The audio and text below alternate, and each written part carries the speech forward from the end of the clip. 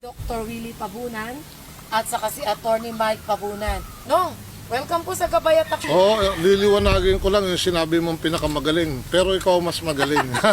Itong gamot ni Dr. Willie Pabunan, ito yung bumubuhay hindi lamang sa COVID. Marami na itong binuhay na merong HIV, may chikungunya, may dengue, kinagat ka ng ahas, ng aso, binubuhay nito. Meron lang a certain group na ginagaya itong gamot, Prodex B. Yun yung sinasabi ng Food and Drugs at ng Department of Health na hindi daw pwede dito sa ENCODE. So, Doc, ano ko lang po, paano nyo ba na-produce o nagawa itong gamot na ito?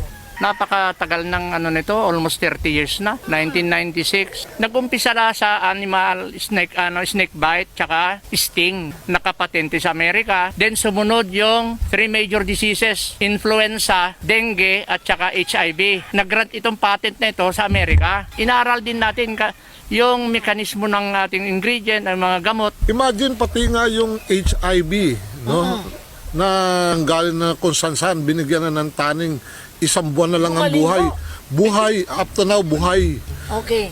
At ngayon, nagdadatingan, pati yung mga COVID-19 na patient, nabubuhay. Ako, medtech, board passer din ako sa medtech. Nagtuloy sa medisina. Hindi ko pa nakita yung test na yan. Pagdating sa result, isang linggo, nagkataon na meron akong pasyente na ginagamitan ko itong antiviral. Actually, yung booster na yun saka na natin discuss. Yung antiviral, itong gamot na ito, napakarami. Yung kanyang scope ba, napakalawak ang scope niya. Kaya yung binabanggit nyo, chikungunya, meron yan. Talaga naman. At ipapakita ko, sana, yung references kung bakit kaya niya ito. Walang nakikinig. Dahil ang sinasabi nila, pag nakita nila yung composition daw ng technology na ito, nakita na corticosteroid agad, pronouncement, nagko-contribute yan sa immunosuppression, ganyan, cautious sila dapat. Nandito ang nagbigay ng pronouncement ang dapat authority na ganun na lang. Hindi po ganun ang ibig sabihin nitong technology na ito. Para may paliwanag ko sana kung paano ginamit ito, ang layo ng kanilang pagkakaintindi. Akala nila kung napag-aralan sa corticosteroid, the long run, tama naman. Pero at what dose, gaano ang frequency, saan ginamit, paano, yun ang doon. Yung paggamit ang mali. Otherwise, kung mali from the start yan, o kaya hindi na, binan na sana dyan sa market, hindi naman addicting, hindi naman prohibit. Kasi sabihin ko sa'yo, i-discuss lo ito. Kaya nga, yun ang, I will just refer it to the patent. Itong COVID na ito, nagkataon na may pasyente ako, sabi ko nga, tumawag siya. Doc, sabi niya, may hawak ako itong gamot mo. Itong kapatid ko, itong pasyente ito, nag-konsulta sa isang medical center sa Manila, pinauwi. Hindi niya yung kanyang severe headache. Ako naman, ano ba ang mga laboratory na ginawa na sa'yo? Ganito, Doc, sabi niya, in-x-ray ako. Tapos nagkaroon ng blood test, ganyan. Kinuha na ako ng swab for COVID. Ang advice ko lang huwag kang lumabas na against medical advice. Ang gawin, baka pwede, sabi ko, baka pwedeng mag-request ka na sa bahay ka na lang mag-self quarantine. Pag nandun ka sa bahay niyo kako, just let me know. Bibigyan kita ng instruction. O sige, meron ka na bang subukan pilitin mong kunin yung laboratory ng result ng radiology ng x-ray, lumabas right pneumonia. Kailan daw lalabas yung took less than a week time, Doc, sabi niya, yung COVID test. And binigyan ko na siya ng instruction, nagbigay na ako ng dose, 72 hours.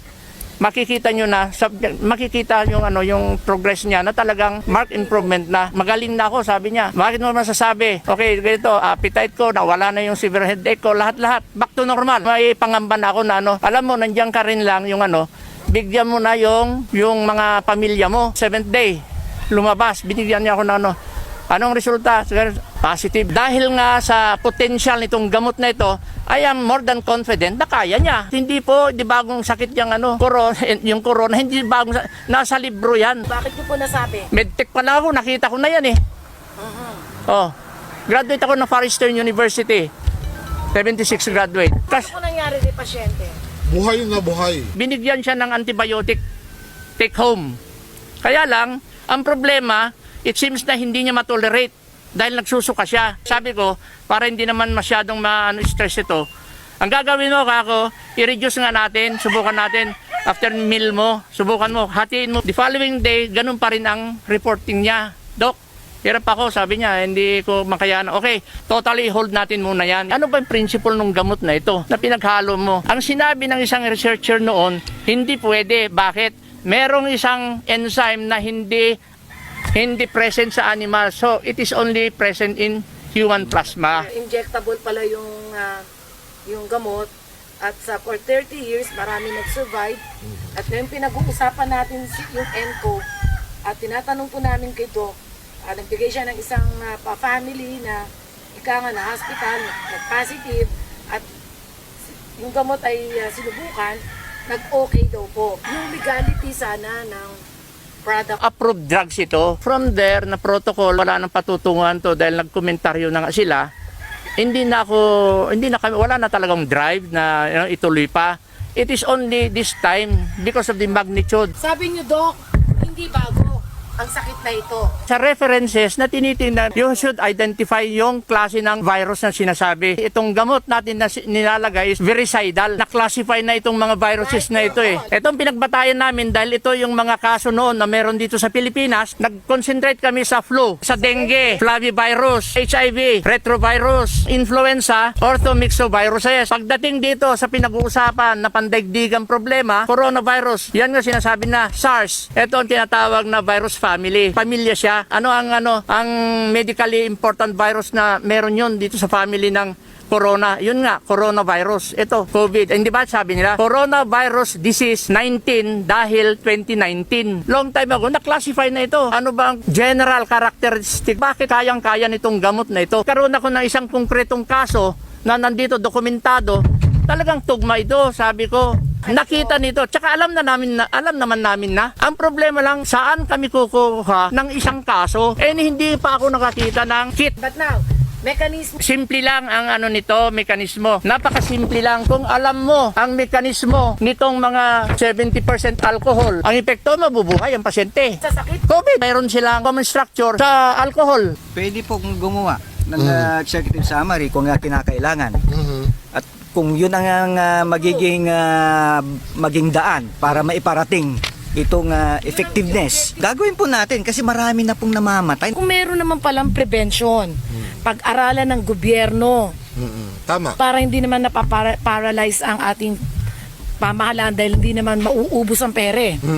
Pero we have to talk now the prevention. Yes. At PUI ka pa lang, dapat napiprevent ka na. Pagdating sa therapeutic level stage, Yan na yan. kung ang isang pasyente o ang isang tao ay pinaghihinalaan, ang tawag po natin dyan person under investigation. Wala bang magaling na inventor na doktor sa Pilipinas na pwedeng bigyan ng tsansa ng Department of Health at ng BIPAD na katulad ni Dr. Willie Pabunan? Kung malakas at maganda yung resulta ng gamot ni Doc Willie, may gagaya niyan Kung naglalabas ang pronouncement ng Food and Drugs at DOH, like for example, itong tinatawag na Prodex B, hindi po yung kasali katugma dito po sa gamot ng Pabunan antiviral injection. Hindi maiwasan, ang tao natatakot.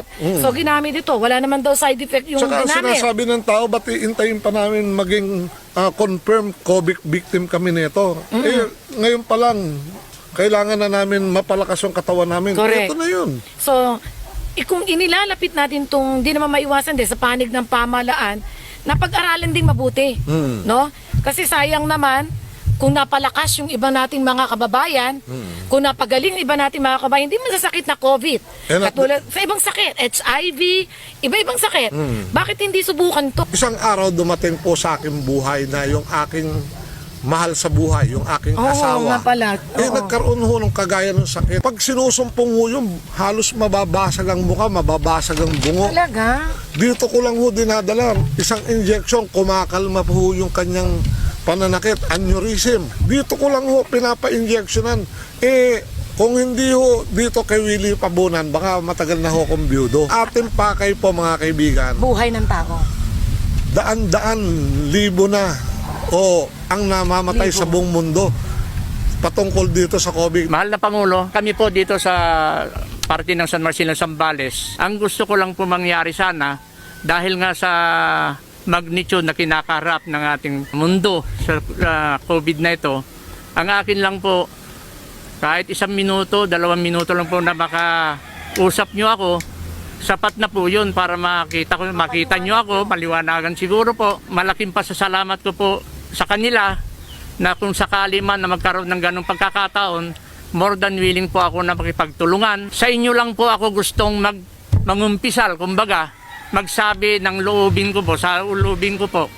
Dahil dito, marami ng